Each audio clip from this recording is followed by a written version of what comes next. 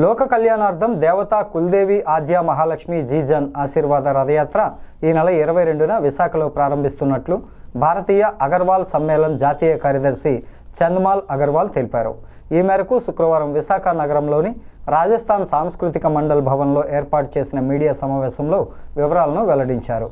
April 4 వరకు మొదటి దశలో 12 రోజులు, ఏప్రిల్ 21 నుంచి 26 వరకు 6 రోజులు, మొత్తం 18 రోజుల పాటు ఆంధ్రప్రదేశ్లో ఇన్ ఆశీర్వాద్ యాత్ర కొనసాగుతుందన్నారు.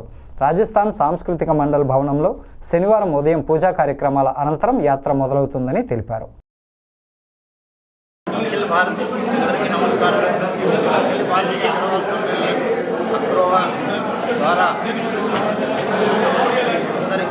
లోక కళ్యాణార్థం మహాలక్ష్మి యాత్ర చేపట్టడం జరిగింది.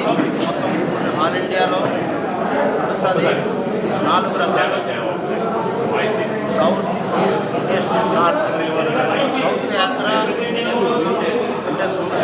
22 మార్చి నుండి 72 రోజులు సౌత్ ఇండియాలో ఉంటుంది. అది ఫస్ట్ స్టార్టింగ్ విశాఖపట్నం నుండి చేపట్టడం జరిగింది. సో రేపటి నుండి 72 రోజులు యాత్ర కొనసాగుతుంది. యాత్ర లాస్ట్లో 72 రోజుల తర్వాత కన్యాకుమారిలో ముగుస్తుంది. ఇది అందరి లోక కళ్యాణార్థం.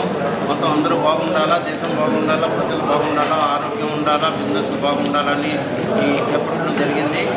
ఈ ఉపలక్షణలో మేము అగ్రవాలు, హర్యానాలో ఉన్న అగ్రవాలు, మా అగ్రవాల్స్ అందరూ సుమారు 10 కోట్ల మంది ఉన్నారు. మా అగ్రవాల్స్ అందరూ కలిపి ఆది మహాలక్ష్మి టెంపుల్, అష్టలక్ష్మి టెంపుల్ నిర్మాణం చేస్తున్నాము.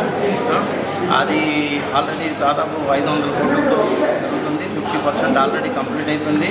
సో ఆ ఉపలక్షణలో ఈ యాత్ర ప్రారంభించడం జరిగింది.